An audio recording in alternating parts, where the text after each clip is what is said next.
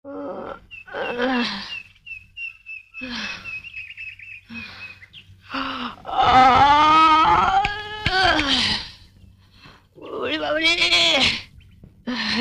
মা, জয় মা। মিনু, হ্যাঁ মিনু, জয় বাবা, জয় বাবা, জয় ব্রহ্মা মহেশ্বর,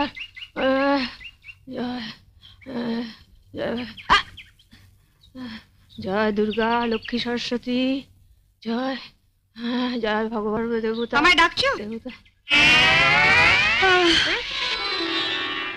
তুমি কি গো, সকালে উঠে একটু ঠাকুর দেবতার নাম করছি, তুমি আমার ঝাঁটা দেখালে? উঠুন ঝাড় দিচ্ছিলাম, তো হাতে ঝাঁটা থাকবে না তো কি রজনীগন্ধা স্টিক থাকবে? আচ্ছা হলো তো, এখন বলো কি বলবে। শুনলে তোমার বোনের কথা শুনলে? কি গো শুনছো?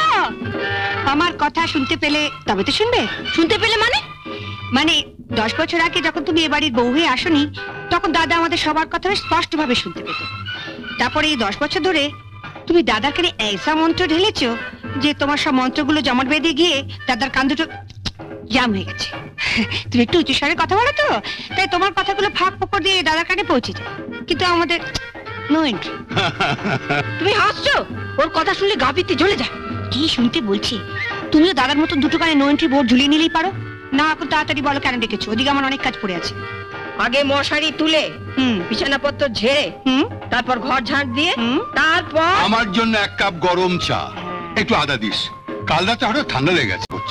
তোমাদের সংসারে কেন যে আমি মা দুর্গা হয়ে জন্মালাম না?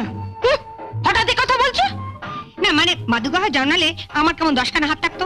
একখানা হাতে তোমার মশারি তুলতাম, আরেকখানা হাতে তোমার বিছানার চাদর পাল্টে দিতাম, আরেকখানা হাতে ঝাড় দিতাম, আরেকখানা মানে আদা আদা থেতলাতাম। শুনলে না, দাদা বললো আদা দিয়ে চা করে নিয়ে।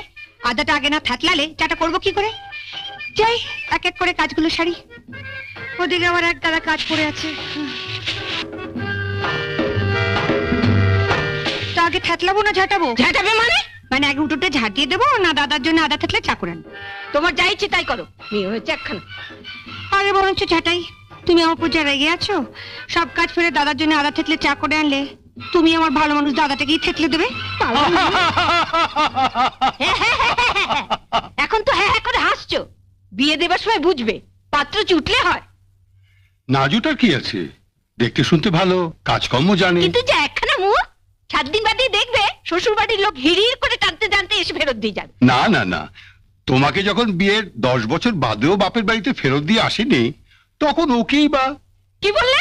তা নয় আমি? হ্যাঁ তুমি ভেবেছোটা কি সকাল থেকে বর্দার ঘরে বিছানাপত্র তুলছো, ঘর ঝাড় দিচ্ছ? কেন আমরা কি সংসারে টাকা দিই না? বর্দা শুধু একাই দেয়? সকাল থেকে ডেকে ডেকে করে গলা ব্যথা হয়ে গেল। তাহলে তোমাকে বেশ করে থেতলে দিই। কি বললে? আমায় থেতলে দেবে?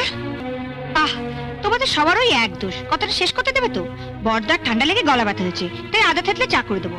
আর তুমি বলে না যে আমার জন্য চেঁচিয়ে চেঁচিয়ে গলা ব্যথা হয়েছে, তোমাকে একটু থেতলে। কাকা মাচা পর হলেও চলবে। আগে এই শাড়িটা নাও, শাড়িটা সাবান দিয়ে কাচবে, কেচে মার দেবে, মার দিয়ে ছাদে গিয়ে শুকোতে দেবে। আর হাতে একটা কঞ্চি নিয়ে দাঁড়িয়ে থাকবে, দেখবে শাড়িতে কাক না বসে, বুঝলে? তারপর শাড়িটা শুকোলে ইস্ত্রি করবে, ইস্ত্রি করে আমার হাতে এনে দেবে। আমি এই শাড়িটা পরে সন্ধ্যেবেলা দাদার আশীর্বাদে যাবো। দাঁড়াও, তুমি তো গড়গড় করে বলে গেলে। আমি ঠিক বুঝতে পারছি কিনা দেখি। শাড়িটা নিলুম, এটাকে সাবান দিয়ে কাচলুম, তারপর ছাদে গিয়ে শুকোতে দিলুম, তারপর একটা কঞ্চি নিয়ে রোদ্রের মধ্যে দাঁড়িয়ে রইল যাতে কাকে না করে, তারপর এটা সন্ধ্যাবেলা ইস্ত্রি করে তোমায় দিলুম। ঠিক আছে, বুঝতে পেরেছি। না ঠিক নেই। ঠিক নেই? কাঁচার পর মারটাকে দেবে? মারের কথা তো তুমি ভুলে গেলে। কি যে বলে বৌদি, মারের কথা আমি বলে যাব?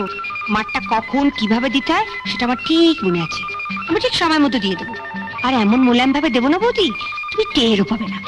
কি বললে? ওগো শুনছো? আমার চাটা কখন দিবে? এই মরেছি। আগে চাটা দেবো না মাটা দেবো সেটা বৌদির সঙ্গে কথা বলে জানিয়ে দিও, সেই মতো দেবো। আর অনেক ভিডিও দেখতে এই চ্যানেলটি সাবস্ক্রাইব করে নিন এবং পাশের বেল আইকনটি প্রেস করে দিন।